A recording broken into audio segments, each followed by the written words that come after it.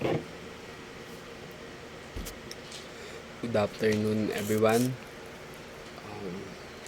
My name is Charles Donato from BS Cream 43. At ngayon, naatasan akong mag-report, mag-video recording sa subject na research kasi sinabi sa akin ni Sir Ben na 20% daw yung lumalabas dito. Yan. May isang oras po ako para i-discuss po ito yung research. Okay. I'm starting with research itself. Ano nga bang ibig sabihin ng research? Pag sinabi nating research, the scientific investigation into or of a specifically identified phenomenon and is applicable to recognizable and undiscovered phenomena. A process of systematic inquiry that entails collection of data, documentation of critical information, and analysis of and interpretation of the data, information in accordance with suitable methodologies set by specific professional fields and academics. Okay, kung ating ihimay-himayin, di ba? Scientific investigation. Diba? Pag sabi ba natin is investigation, we have seeking the information. We are interested to have gain knowledge, diba? Sa particular na kaso, ano pa, sa mga bagay-bagay na inaaral para makatulong, diba?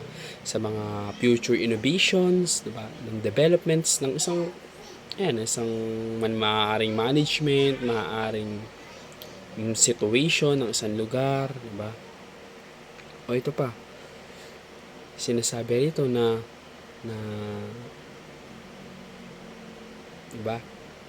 Di lang siya bastang katang isip ng tao, kundi ito ay diba, ginawa siya through academic discipline.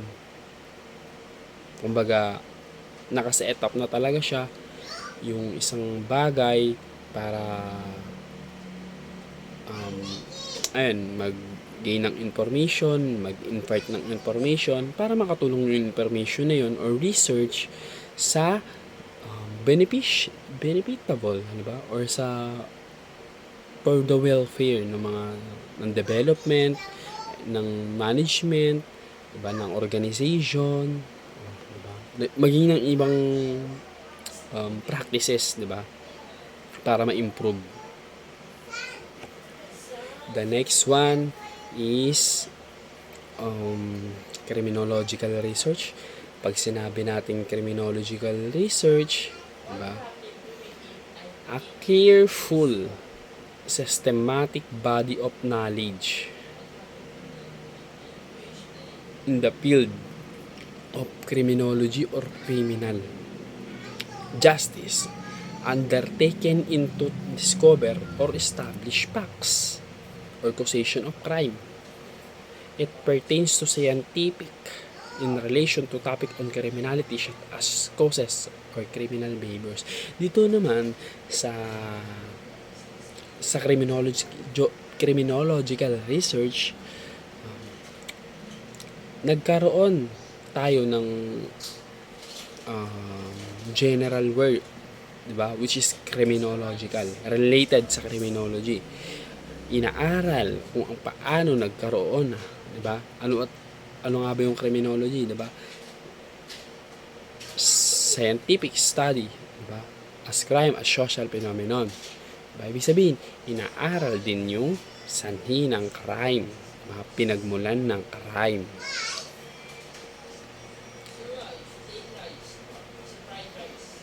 Diba? Isabi rin dito, diba? It pertains to scientific, diba, studies in relation to topics on criminality, diba? Theories of crime causation. Pumapasok din dyan kung bakit inaaral sa criminological research, inaaral din natin kung bakit nagkakaroon ng crime, diba? Ano ang mga sanhi ng crime, diba? Ano ang diba? Ano ang mga criminal behaviors, diba? Inaaral din natin yan para malaman natin kung anong treatment, kung ano ang maaaring reasons or nag-cause ng bakit nagkaganon ang isang tao, ng criminal behaviors, di ba? Ang example sa amin yan ni Ma'am Madeline, kaya daw nag-attend yung mga tao na magkaroon ng criminal behaviors dahil di daw nasasatisfy yung psychosexual stage, di ba? Psychoanalytical stage, di ba? By Sigmund Freud.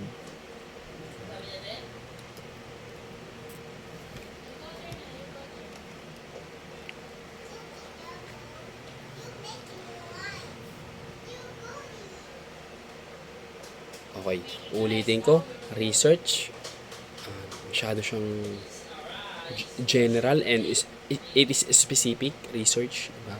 Specific na tong word na to dahil ayan, meron tayong process, diba? Collection of data, documentation of information, interpretation of information, diba? Criminological research again, inaaral natin, diba? Tumutuklas tayo ng bagong knowledge about sa crime, sa criminal behavior, crime causation.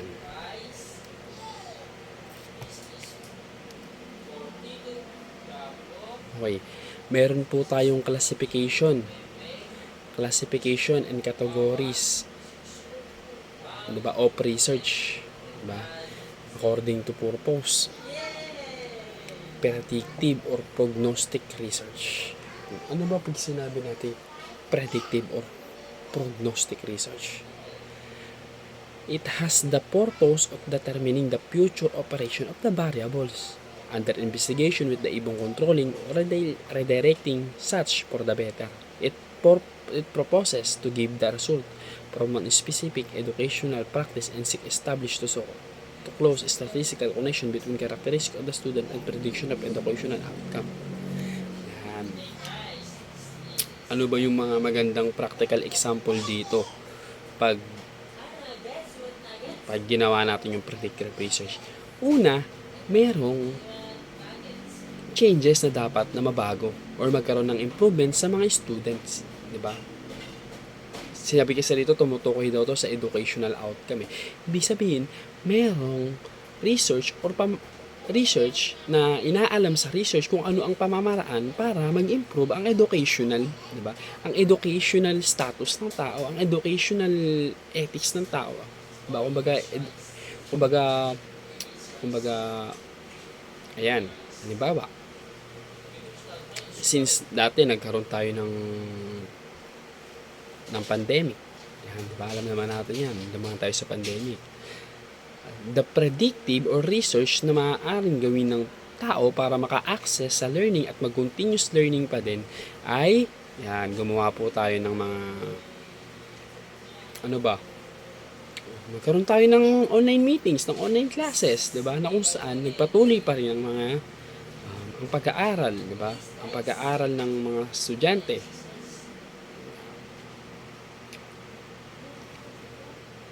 The second one is directive research. Pag sinabi natin directive research, determines what should be done based on the findings to remedy an unsatisfactory condition if there's any. Inaaral naman dito kung kung sa directive research, kumbaga direct, ano nga ba ang remedy sa mga unsatisfactory condition. Diba? Halimbawa, ito. In relation din sa educational outcome, diba? Sa education natin. Para maiwasan yung cheatings, diba? In answering the Google Forms na binibigay ng mga prof. Meron po tayong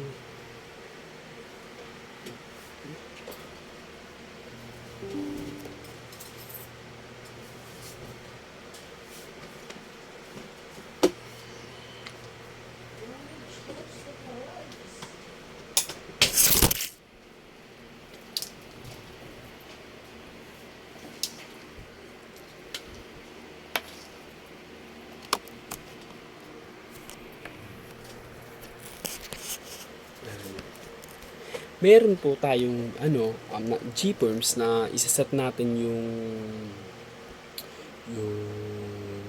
GPerms na kung saan nadidetect niya kung nag-aaltab ba yung isang estudyante or nag-google ba during examination, di ba? May ganyan naman talaga. The next one is directive research. Pag sinabi natin illuminate research, it is concerned with the interaction of the components of the variable being investigated by showing the connection.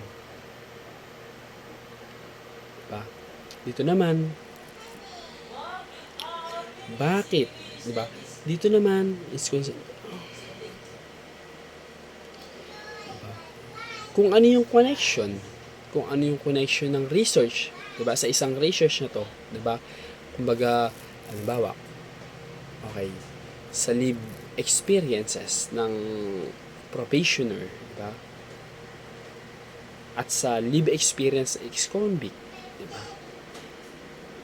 Inaaral din dito or magkakaroon ng similarities sa pagkakaroon ng stigma na kung saan, ayan, may interaction, diba? Ng variable na kung saan, kung ano iniimbestiga at kung ano ba ang connection ng research na yon. Ulitin ko, ano nga ba yung classification of categories of research? Nandiyan po yung according to purpose, predictive or prognostic research. Yan, future operation. Yan, future operation siya. Pag directive, ito naman yung determines, diba? Or remedy, ba saan satisfactory na nangyari. Pangatlo, nandiyan naman yung interactions or connections ng dalawang research or variable.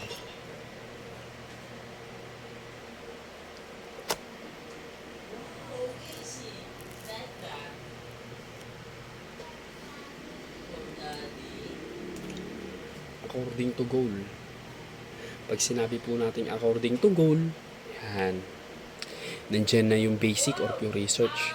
Babasahin ko po yung definition. Is done for the development of theories and principle. It is conducted for the intellectual pressure or learning. Much of this kind of research has been done in psychological and sociologically.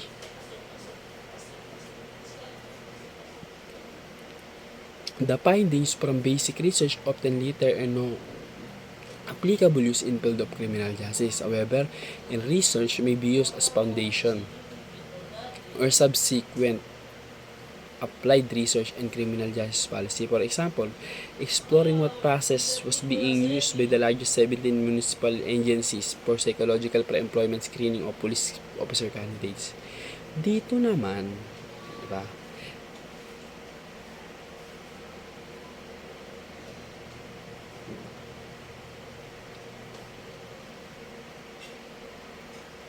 Hindi siya ginagamit for criminal justice, in the field of criminal justice.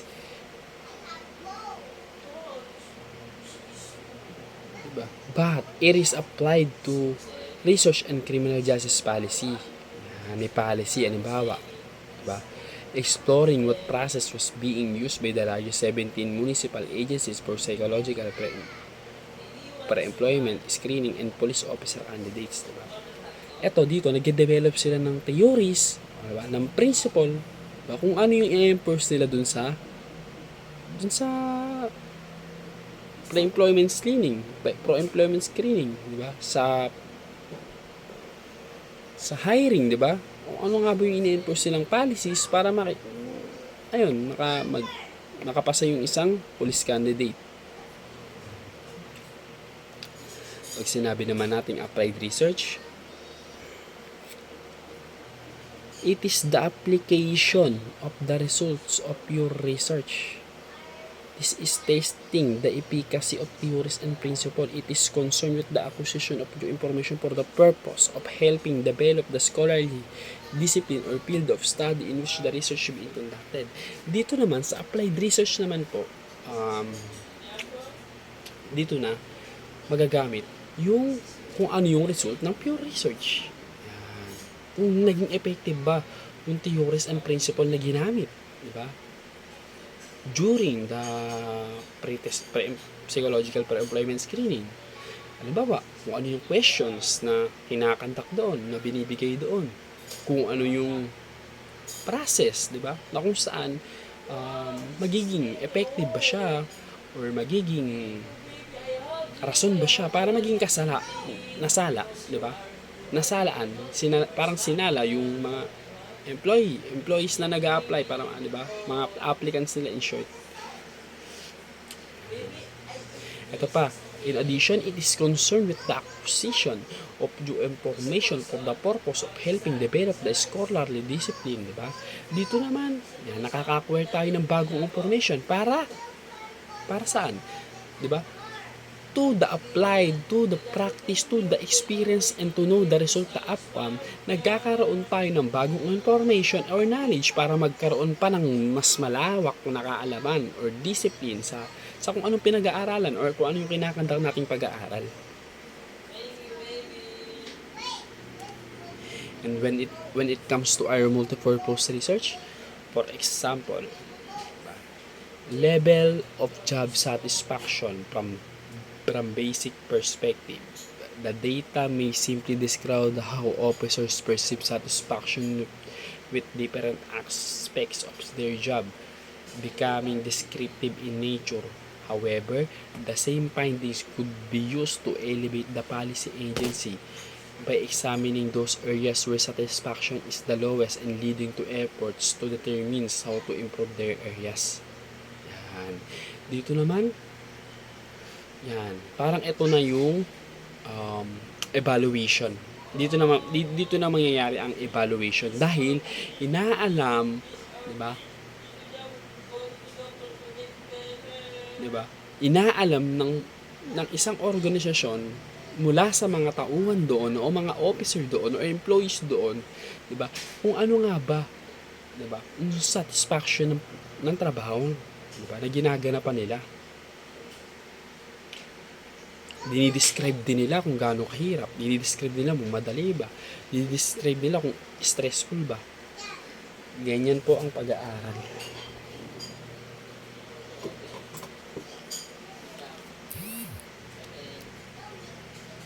Okay. Nandito naman po tayo sa exploratory research. Masyadong mabilis exploratory research according to the level of investigation.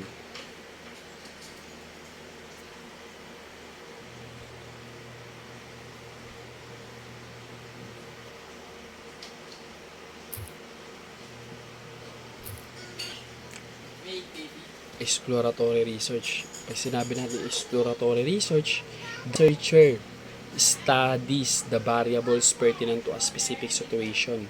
It is designed to describe an existing problem situation and examine the underlying factors that contribute to the emergency of the problem, the nature of which is not well known. This type of research is loosely structured but valuable methodological study. Dito naman sa exploratory research, nag-research pa sila para mag-explore, diba, ng kaalaman sa isang field. Diba?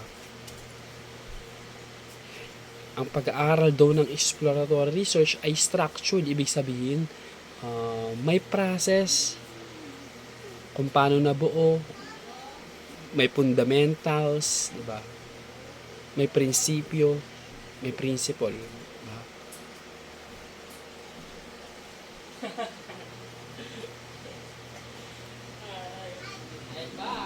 Diba? Ginagawa tong exploratory research, diba, to describe an existing problem, situation, diba? At aalamin yung mga factors, diba, kung ano yung sanhi ng problema, diba?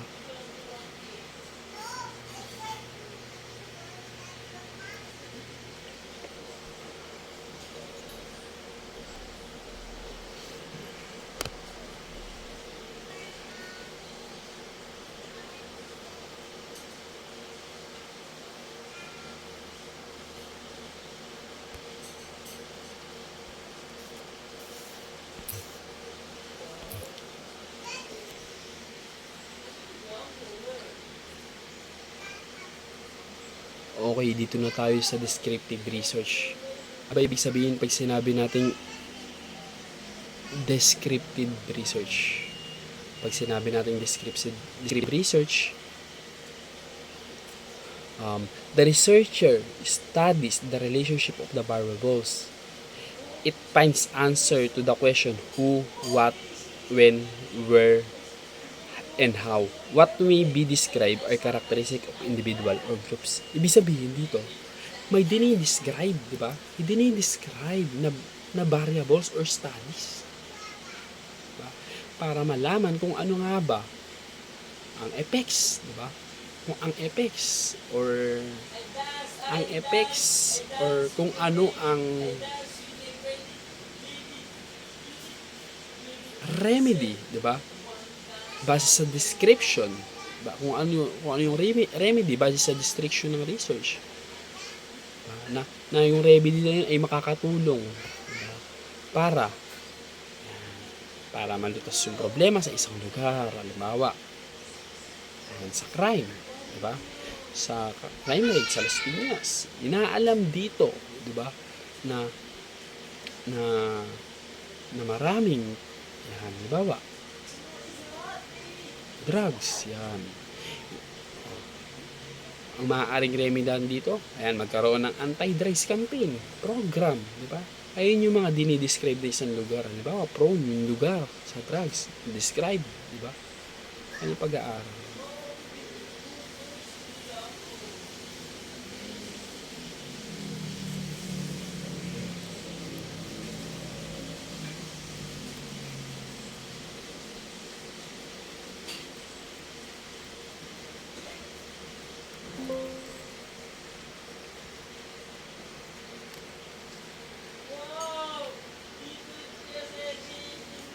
Yan, nandito na tayo sa exploratory research, experimental research. It studies effects the variables of each other. It involves the administration of research stimuli to participate in a controlled environment. Ibig sabihin, yan, meron dalawang variables na pinaghahambing. Diba? Dalawang participant na pinaghahambing. Okay. Base sa explanation sa amin ni Sir Morben, ganito yung in-explain sa amin ni Sir Morben yung nagano kami sa research.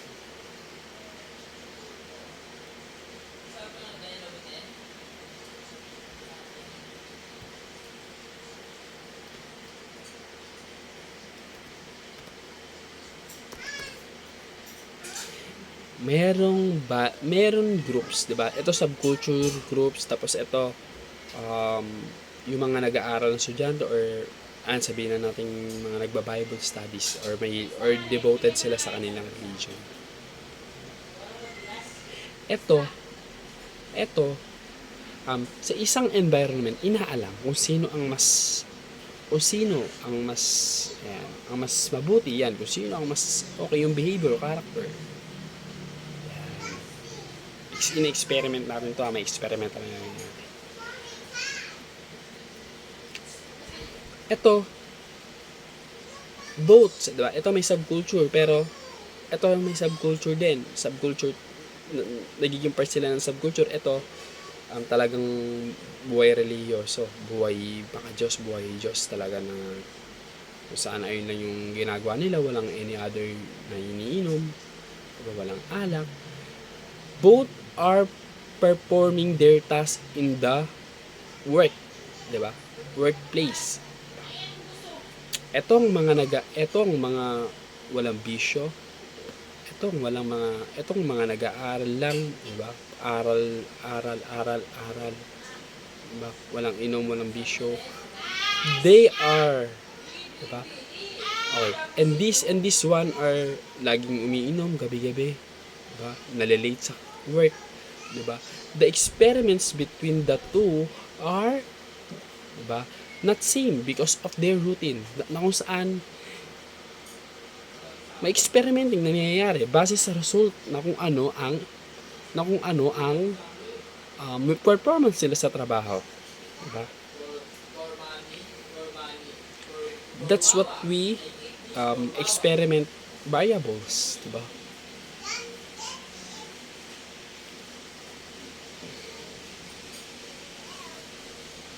Yan, dyan po natin ma-experiment yung variables, diba? Kung saan ang result ng mga action ng dalawang groups, na kung saan yung result na yon ay magtutukoy, diba? Kung ano ba ang mas good between the two, 'di ba? Kung ano yung mas kaaya-ayang may ginawa. Sa exploratory research naman, instead of exploratory naman, instead of answering questions such as what is, are, or how, exploratory research answers why questions. Bakit? Ayun yung sinasagot niya lang, bakit? Bakit kaya? Di ko alam talaga ito yung explain. Si survey na bahala dito mag-explain. Mamaya na, labas mo na, labas. Sebi, nagcharot ka na naman, be.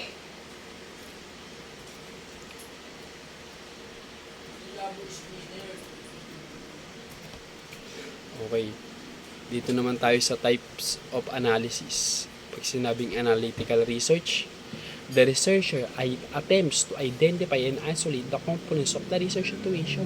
Dito naman, diba? Sa isang research, diba, inaalam ng isang researcher, diba, ina-identify yung situation, ina-isolate, diba, yung mga bagay na nakapagpapabigat sa isang research, diba, sa isang development ng isang organization, diba, or something na studies. Ina-analyze dito yung mga cons, di ba? Yung mga cons na actions ng mga ginawa ng mga tao or circumstances, di ba? Or hazards na maaaring, di ba? Maaaring yan nga. Maaaring makapaglubog sa development or hindrance, di ba? For their organization's attainment of objectives, di ba? Yan, ina-analyze na nila yung mga bagay sa research. Ina-analyze na nila yan para, ayan, tuloy-tuloy yung developments, tuloy-tuloy yung organization, diba? Ng situation.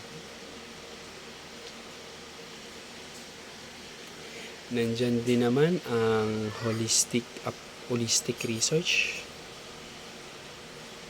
Paano ba pag sinabi natin holistic research?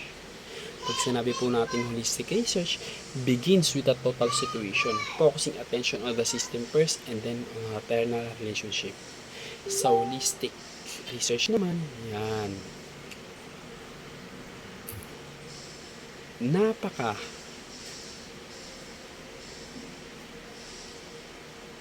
real, diba? Parang yung pag holistic kasi, pag sinabi mo holistic, ano siya kompleto diba? Kung ano yung, halimbawa, ito, holistic research.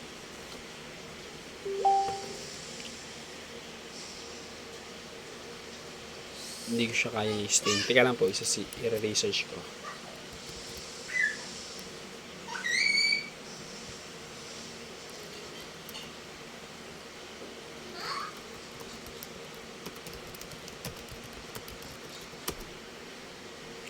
Diba?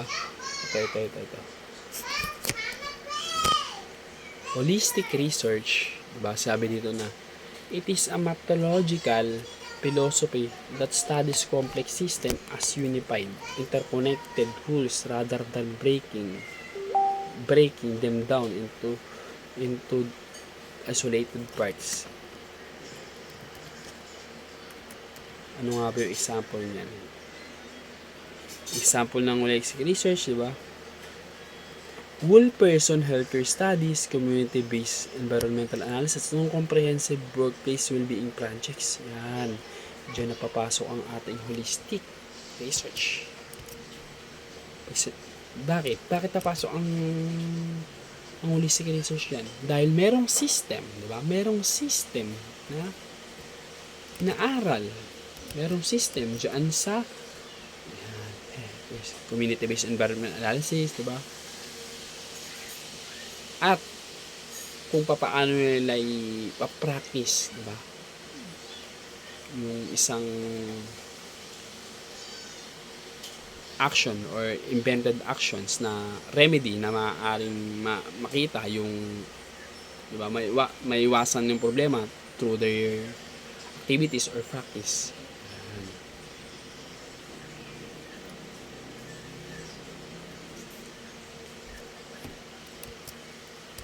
The next one is according to scope.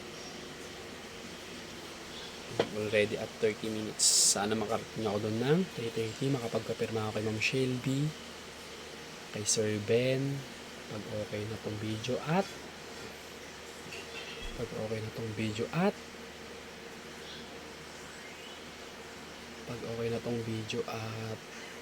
kay Sir Jimmy naman. Si Sir Jimmy po, isa po siyang leader, di ba? Ng Cavs na kung saan napatap ito. Naging top itong Cavs na to. Salamat po kala sir, pati sa mga department namin. Faculties. Saludo po sa inyo mga sir. Analytical research. Diba? Ay, hindi action research pala according to scope. According to scope, action research. The type of research is done in a very limited scope to some particular problem. It is an on-the-job type of solving problem. Ibig sabihin, diba? May maliit lang na time frame para maging ma-resolve ang mga problema, diba? Ng isang community, na sa workplace, diba? Yan. Diba? It is considered as on the job type of problem solving. Ibig sabihin, very limited, diba? Hindi mo siya pwedeng gawin sa iba. Ayan ang ibig sabihin nun.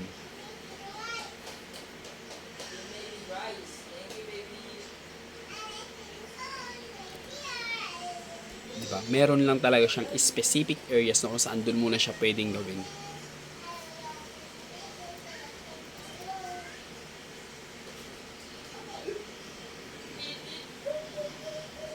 Okay, dito naman tayo sa according to choice of answers to problem.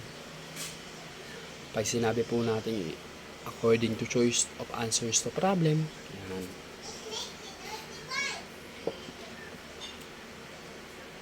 Evaluation research.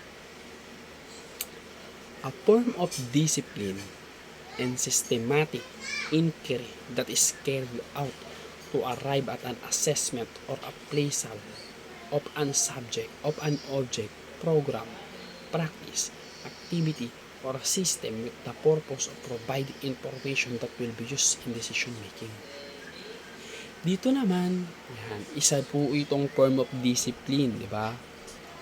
Di ba, na kung saan nagkakaroon ng assessment, di ba? Nagkakaroon ng isang appraisal of a subject sa activity, di ba, sa system, kung ano ba yung sistema doon, di ba, bibigay sila ng assessment or evaluation, di ba, kung benefitable ba yun sa isang organization or hindi, di ba, kung nakakatulong ba yun sa organization o hindi, di ba, kung satisfactory, example niyan, kung satisfactory, di ba, may mga halimbawa particular explanation talaga yan sa mga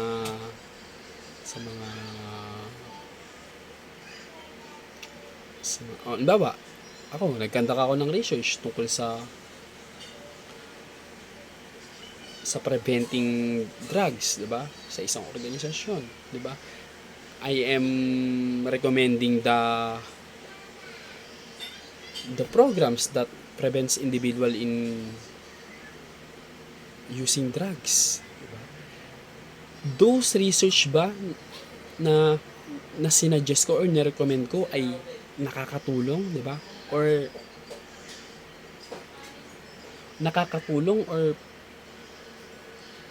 talagang may impact ba sa community para maiwasan yung paggamit ng droga? Ganon ang evaluation research, diba?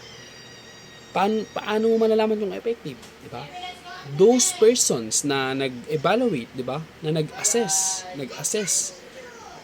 sa akin, diba? Nag-assess sa akin para malaman kung effective ba. Kung effective ba yung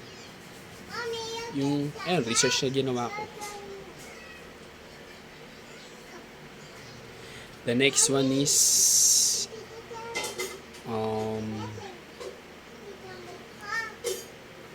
developmental research. This focus is on finding or developing more suitable instrument of process that has been being available. Diba? Pag sinabi natin developmental research, this focus on finding or developing more suitable instrument process that has been. Ibig sabihin, yan, nagkakaroon na tayo ng instrument, diba? Suitable instrument. Diba? Para yung problema na nag-exist ay masolusyonan. Ayun lang naman talaga yan. O ano ba yung mga typical example niyan ng more suitable instrument? O ito, diba? Sa isang place, sa isang lugar, prone na daw ang crimes against person o mga pagnanakaw. Diba? Dito, sa developmental research, yan, nagkaroon tayo ng innovative thinking na kailangan nating maglagay ng mag-attach ng mga CCTV cameras, di ba? Kung saan yan, maiiwasan yung crimes against person, di ba? And this happen the development occurs surely na kung saan maiiwasan na natin yung crimes against person sa lugar na yun. The next one is according to statistical content. Paano ba pag sinabi natin statistical content? Quantitative research. Pag sinabi natin quantitative research, yan, is one in which empirical statistics are utilized to determine the result of the study. In this study, can present to numerical value. Yan. Diyan na pag quantitative, yan. Example, diyan yung mga assessment, level, yan. Ayun na yung mga, for example, ng quantitative research kung saan yan, inaalam sa isang place kung iilan, di ba? Kung iilan ang and the quantitative research also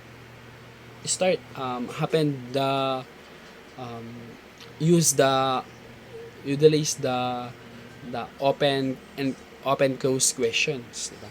Close-ended question ibig sabihin yan, it is answerable by yes or no, diba? The example of quantitative research, yun yung level of ganyan, assessment of ganyan, assessing yan. O, dito na po tayo sa qualitative research. Pag sinabi natin po qualitative research, ano po ba ibig sabihin yan? The qualitative research, the use of quantity or statistic is practically not utilized. Descriptive data are gathered rather than quantitative data. In this study, concepts are viewed as synthesizing ideas or terms to enhance our understandings. Diba? Yan. Nag-qualitative po ako sa aming research. Yan. Kaya alam ko po ito. Diba? Salo na pag binanggit dito yung yung synthesizing ideas or terms that enhance our understanding, ibig sabihin kasi niyan, kaya nangyayari sa mga researcher yan dahil through the interview guide questionnaires, di ba? Through personal interaction, through personal interview, di ba? Mas nalalaman ng mga researcher na kung ano yung na-experience ng isang subject or ng respondent, diba? Sa isang bagay, halimbawa sa akin, live experience sa probationers, diba? Nalaman to sa probationers na mahirap pala talaga nang dumaan sa probationers dahil makakaranas ka ng social stigma, makakaranas ka ng mga iba't ibang problema dahil sa makawalan ng trabaho, diba? Ayan, diba? Kung gaano ba sila kadalas nag-report sa probation officer nila, diba? At kung paano sila, diba, mamuhay, diba? or serve yung community-based program or yung probation sa isang community. Yan. Live experiences, di ba? It's all about live experiences pag sinabi natin qualitative research. We have also the mixed research, di ba? Mixed research. Ibig sabihin ng mix, there is a combination of quantitative and qualitative. Yan. Mas mahirap yun dahil alam mo na, matrabaho.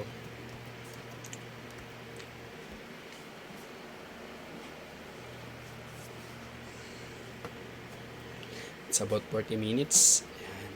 I have 20 minutes left before it dance. Before it done. According to time element naman. Very basic term lang to. Easy to understand. Historical research describe what was. Descriptive research describe what is. Diba? Experimental research describes what will be. Historical. Ibig sabihin, pag sinabing historical research, describe what was, kung ano na yung nangyari, diba? In the past. Kaya nga, it is pertains to the past sentence, was, diba? Kung ano yung nangyari sa mga past, sa mga nakaraang linggo, nakaraang araw, nakaraang taon, nakaraang dekada. Yan. Dinidescribe, diba? Parang adjective, dinidescribe kung maganda ba yung pag-aaral na yun, diba? Nakatulong ba yung pag-aaral na yun? Yan. Descriptive research, describe what is. Ibig sabihin, ito, focusing on the present. Yan. It is basic, present. Kung ano yung pag-aaral na ngayon. Yan. Experimental research, describe what should be. Kung ano yung mangyayari sa kinabukasan. Diba? So ngayon, may ginawa kang research. Diba? Ano nga ba ang effects nun? After a year, after a month, after at several months, diba? Nakatulong ba yun sa community in developing the interactions in their, diba, neighbor, diba? Sa kapwa natin, diba? Lalo na kung about yun sa probations. Halimbawa, experimental natin. Halimbawa ako, nag-research ako about sa live experience ng probationers. Diba? May recommendations ako na magkaroon pa rin sila ng access sa pagkakaroon ng trabaho, di ba? Tapos saan walang discrimination, di ba? After publishing such research, after several months, it approves, di ba? It is bind, ibig sabihin dapat sundin. Ang mga probationer ngayon nakapagtrabaho, di ba? Yan, through the employment, di ba? Hindi na sila nagsisik ng illegal means, di ba? Para kumita ng pera. Ganun kahalaga. And those result, di ba? Are example experimental research. Dahil inalam natin kung ano yung mangyayari, bunga ng ginawa nating research.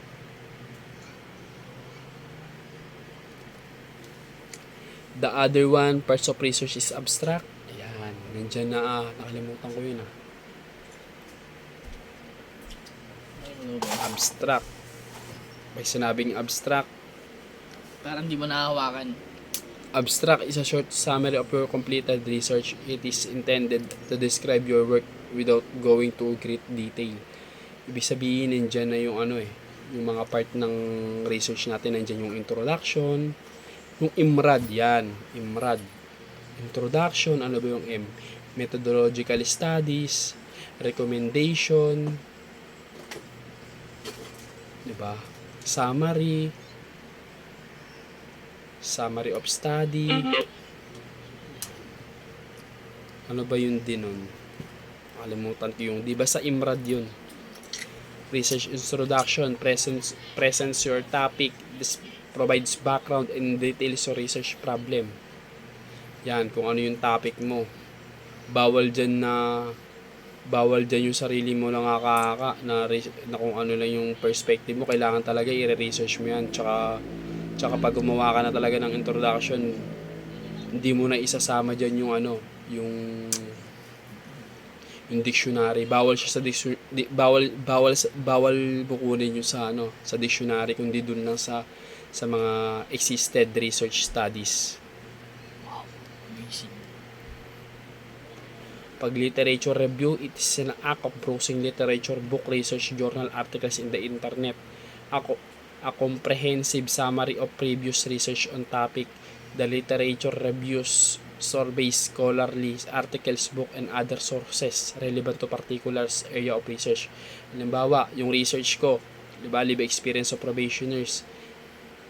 Yung mga relevant sources nun ay ang mga pag-aaral din tungkol sa probationers. 'Di ba? O meron tayong dalawa niyan, literature teka lang. Literature, foreign literature and local literature. Pag sinabi nating local literature, dito lang nangyayari sa Pilipinas, 'di ba? Local studies 'yan. Pag sinabi naman natin foreign literature or foreign studies, sa ibang bansa nangyayari yung research na yun at i-apply din natin dito sa Pilipinas para makagawa ng research.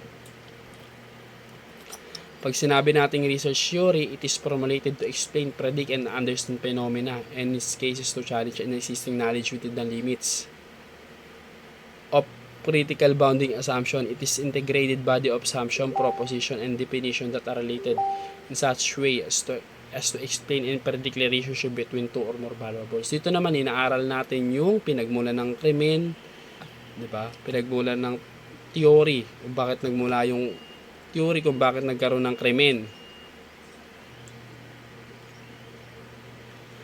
Theory kung bakit nagkaroon ng krimen.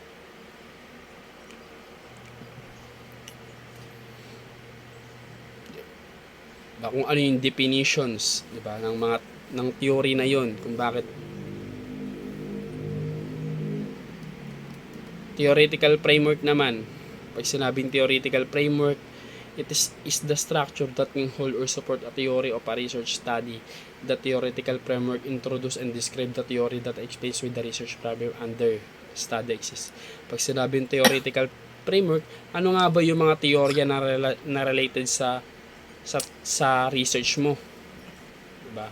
Ano nga ba yung mga theory na yun? Halimbawa, sa research yo, sa live experience ng mga probationers. Ano yung mga theory na maaaring maging, 'di ba? Angkas, 'di ba?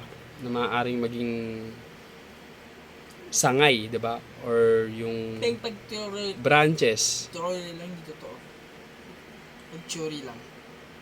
depende. Pag sinabing theory, 'di ba? Under existing studies pa din.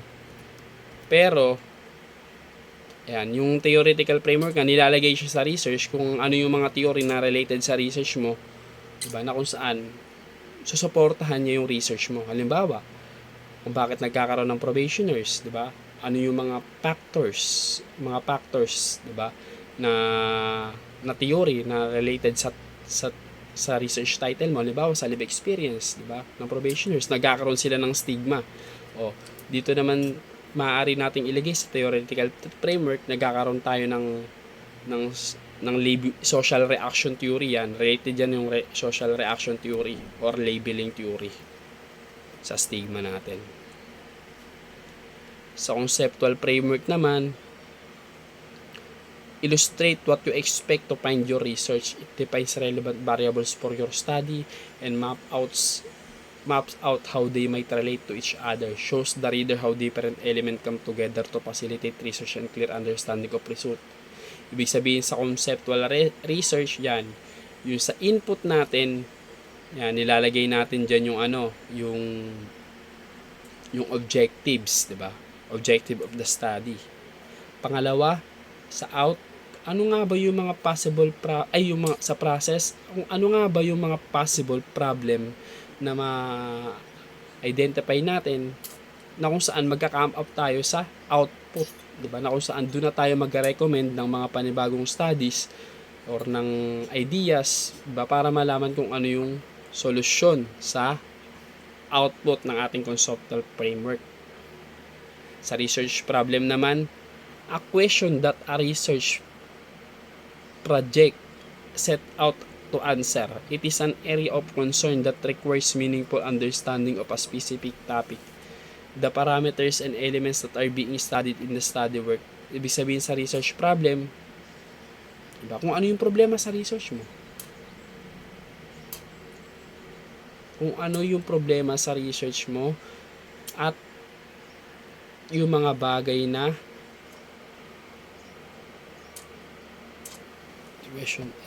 mga problema sa research mo na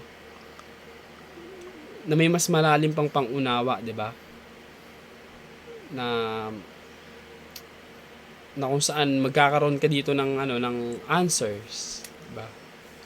Kung yung problem na yun easily to manipulate or easily to solve. Yan. Significance of study. It is a written statement that explains why your research was needed. It's a justification of the importance of your work and impact it has in own research field. Its contribution, new knowledge, and how others will benefit from it. Ibig sabihin ng significance of study, gaano ba kalaga yung pag-aaral mo o yung research mo? Ano nga ba yung ambag neto sa mga other agencies or organization or sa management, ba? Dahil nga may mga naikalap pang information, diba? Inanalyze mo yung information na kinandak mo at nagkaroon ka ng recommendations base sa yung pag-aaral, kaya nagkaroon ka ng suggestion or recommendations na kung saan yung mga yan, maaaring LGU, maaaring government, ano pa ba, mga academic institution, yan, maaari silang makinabang sa knowledge na ayun yan, sa research mo or binigay mong knowledge.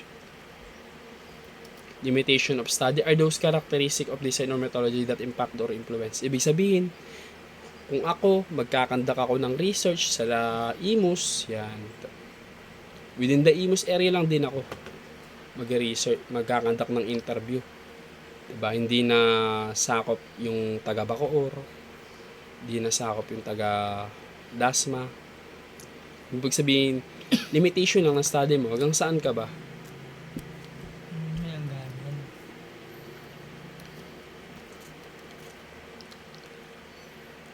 Research methodology is the specific procedure or techniques used to identify, select, process, and analyze information about a topic and outline how many given piece of research is carried out. Ibig sabihin, research methodology natin, dyan na pumapasok yung kung ano yung pinagmulan ng research mo, kung ano yung ginamit ng methodology para makandak mo yung research yun. Halimbawa, sa live experience, gumamit ka ng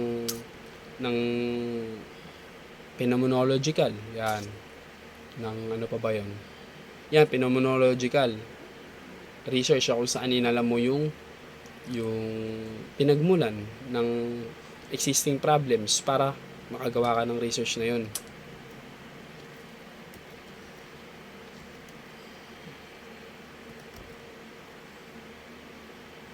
Diyan din papasok yung mga summary of the study sa research methodology natin.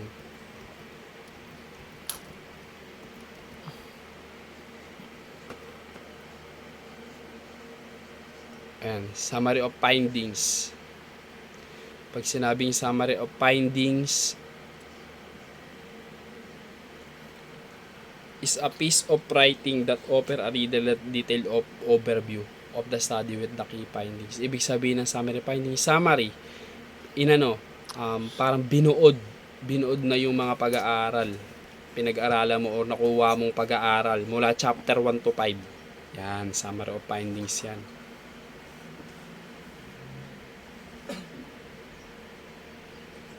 Pag sinabi naman natin conclusion, is the part of the research paper that brings everything together in logical manner. It is where you wrap your ideas and leave the reader with a strong final impression. Ibig sabihin sa conclusion, yan. Kumbaga meron ka ng body at introduction. Sa conclusion dito, nilalahad mo kung ano yung natutunan mo sa research na yun after conducting your research or Yan, after gumawa ka ng research, ano yung natutunan mo sa research na yun? Ayun yung part ng conclusion. Dito naman sa recommendation, sinabing recommendation, critical suggestion regarding best course of action in a certain situation. Pag sinabing recommendation, kung ano yung i-recommenda mo, 'di ba? Dahil nga nalaman mo na existing problem eh. Halimbawa, sa live experience of probationers, 'di ba? Wala nga trabaho yung mga probationer na yan dahil nga may mga mga problema sa employment. Yan, pati sa mga social stigma. Ayan, pwede kan nag-recommend ako ng nag-recommend ako ng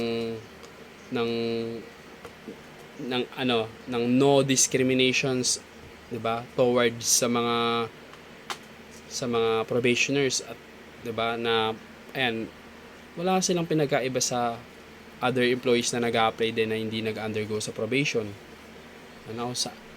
Ayun yung maaaring recommendation natin, di ba? O maaari din maging future use yun.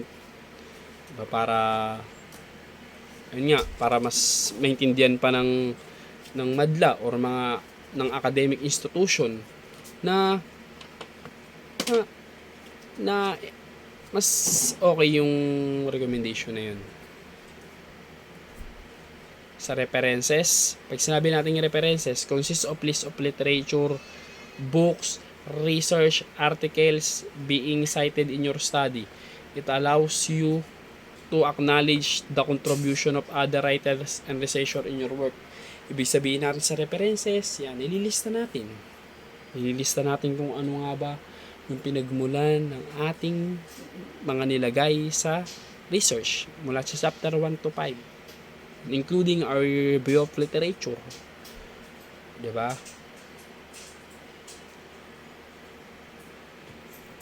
Malalaman din natin dito sa references kung sino-sino nga ba yung mga proponents, diba? Or nag-propose ng mga ganitong pag-aaral.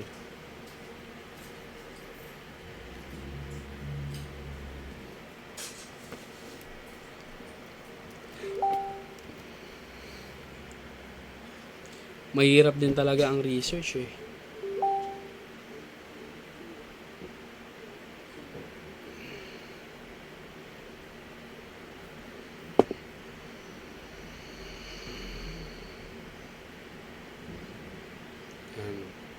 References. Yan, may mga types yan.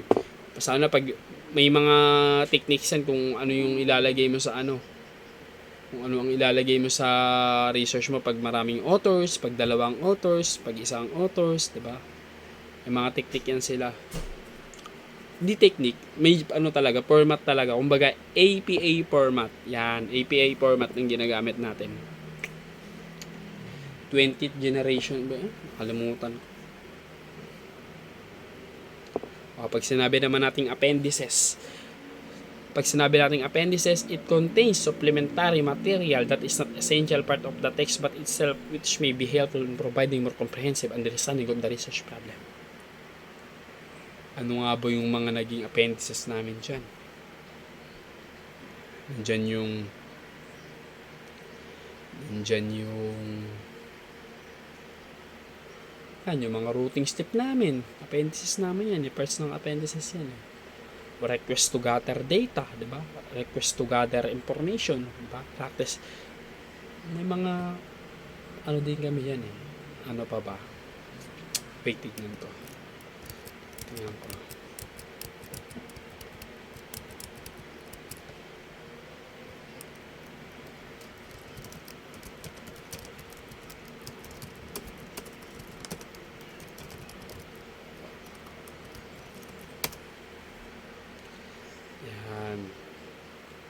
Nandiyan yung mga questionnaires, di ba? Nandiyan yung mga questionnaires natin eh.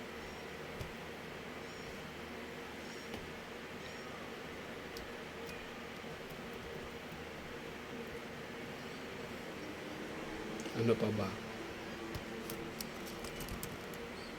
Teka lang, I will give it the information o ano ang mga laman ng appendices.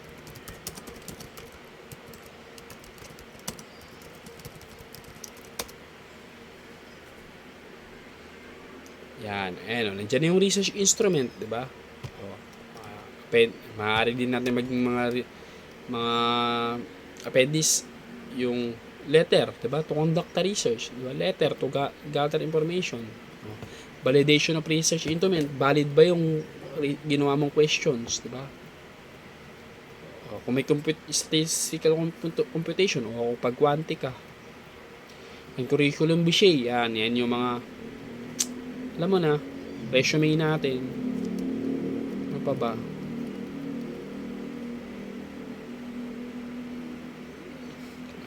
That would be all.